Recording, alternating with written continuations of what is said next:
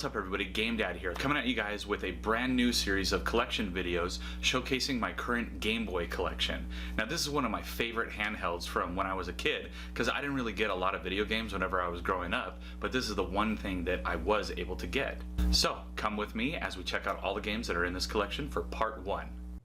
Batman Forever was released by Acclaim Entertainment in 1995 and is a fun side-scrolling beat-em-up that actually plays a lot better than I expected it would. For being on the original Game Boy, the graphics are pretty decent and the gameplay is smooth. Bomberman GB was released in 1994 by Hudson Soft and is one of the Super Pack games that adds color when using a Super Game Boy. As with all Bomberman games, you are given a time limit and enough bombs to take out all of the enemies and obstacles in your path. You have to be careful not to get hit by enemies or blow yourself up in the process, though. Bonks Adventure was released by Hudson Soft in 1989 and is a primitive port of the TurboGrafx game of the same name. The gameplay is fun, but with a much lower frame rate and no color. The audio design wasn't bad, but I still prefer the TurboGrafx version over this one. This was an okay attempt, but it needed some more love than this got.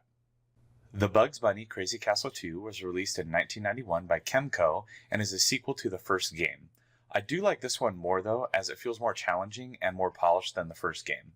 You must go around the castle collecting keys in different rooms to progress further, all while avoiding enemies like Foghorn Leghorn. Castlevania II Belmonts Revenge was released by Konami in 1991 and is a super fun handheld Castlevania game with surprisingly good graphics for what it was made for. Of course there's no color, but the gameplay is fluid and it's just what you would expect from a Castlevania game. There's a ton of enemies and just the right amount of challenge. I highly recommend this game. Donkey Kong was released in 1994 by Nintendo and is exactly what you would expect. Classic Donkey Kong arcade action on the Game Boy. This game is a ton of fun on the Super Game Boy because it adds fun themes and color to the game. Definitely the way to go when playing this one.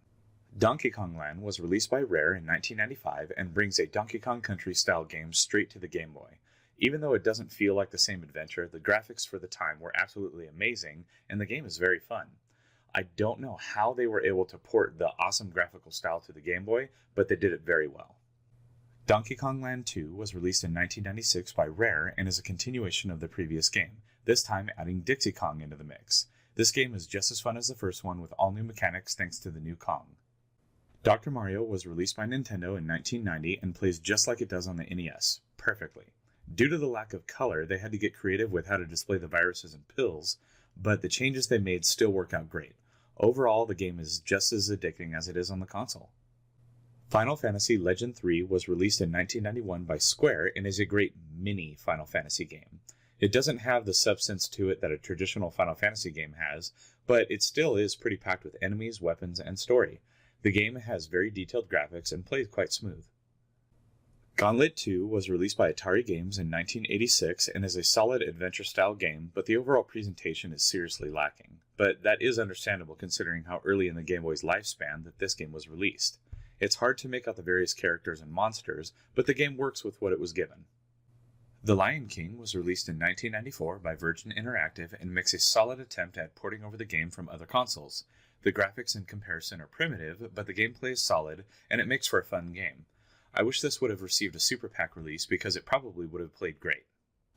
Mortal Kombat 2 was released by Midway in 1993, and to say that this is a primitive port would be an understatement.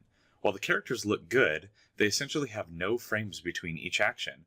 They're just from point A to point B immediately, and it makes for very jumpy gameplay in my opinion.